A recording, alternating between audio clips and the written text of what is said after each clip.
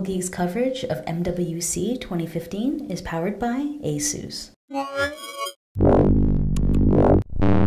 Hey there, it's Miriam with Mobile Geeks. I'm here at the Samsung booth to give you a bit of a rundown on the Galaxy S6 camera. I have a Galaxy Edge here, Galaxy S6 Edge, and as you know, both devices share a camera, which is, you can see the interface here. And what's really unique about this camera is that it is an f/1.9 lens. It's an incredibly fast lens. It gathers a lot of natural light, so it's great for low light performance. But in addition to that, Samsung put optical image stabilization and a 16 megapixel sensor, which is identical to what they have on the Note 4. Now, the f/1.9 though is unique to the GS6 and GS6 Edge, and so I wanted to kind of give you a bit of a rundown on what this camera can do, what its features are. So as you can see here, we've got the basic UI. By default, at the highest resolution, this is a 16:9 sensor. So this is right now in 16 megapixel mode. You can see previous photos taken here, the video button, the shutter key, and then the front camera, back camera button. Let me show you that. There we are. And then here we've got the settings button. And it lets you change a bunch of stuff, as you can see here. There is picture size, video. You can go all the way up to Ultra HD, but if you do that, you lose some of the functionality, obviously. And then tracking autofocus. You can turn on visual stabilization if you set it back to full HD. As you can see here, grid lines, location tag, preview pictures. Quick launch is a cool feature. You double tap the home button and it launches. Volume keys, I've got them set to zoom. That's my preference. By default, I think it's set to take a picture. Here you can dismiss this bar to clear up your viewfinder a little bit.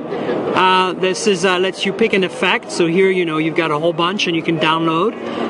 And then here is the HDR button, so you can go on, off. Let me just show you a little bit by tilting. You get auto on and off here, and I like it on off myself by default. You got a timer button. You've got the flash, which is on, off, or auto. I like it on off myself. And so that's it in a nutshell in terms of the main camera UI. If you go into modes, as you can see, I set the buttons, the volume buttons down here to be zoom, so you can zoom in and out. If I rock the phone here, you can see that.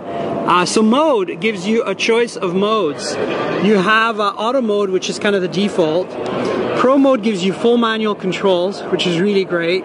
So you can change things like your ISO, your white balance, you know, what kind of you want a manual focus. This is the way to do it. You know, here's your macro shot, so you know you can take a nice close up of my fingers, and then as you zoom, as you focus outward, you can get infinity, which is great for landscapes. If you don't want any autofocus hunting, this is really great stuff.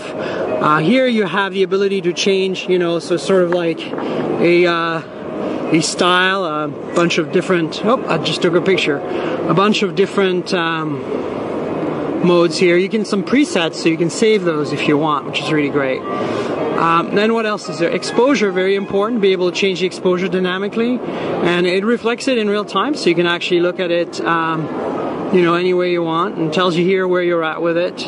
It's a very fine control, which is great. Now back to mode, you get selective focus, you know, tells you here tap an object less than 20 inches away to focus on it, then tap the camera button to take a picture. Lets you refocus after the fact. And then let's see, we've got panorama, of course, lets you take panoramas. The slow motion button, this is for slow motion video recording. As you can see, it's changed to the video camera UI. Fast motion, same thing for fast motion recording. And then virtual shot.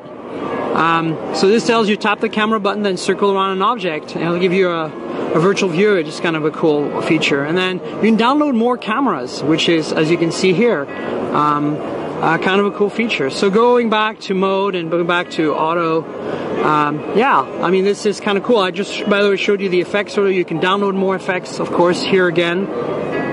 This seems to be set to, the store at least seems to be set to Spanish, I think, or maybe Catalan. Here's the video UI, just so you get a piece. You can pause the video so it doesn't stop it, but actually stopped the recording already, so I'm going to go back. So it's interesting that when you go into video, it starts recording right away. It assumes you really want to get started.